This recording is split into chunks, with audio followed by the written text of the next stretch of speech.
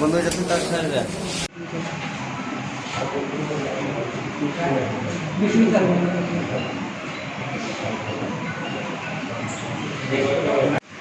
কিছু চেয়ে কোনো হ্যাঁ কোন জায়গায় অ্যাক্সিডেন্ট হয়েছে?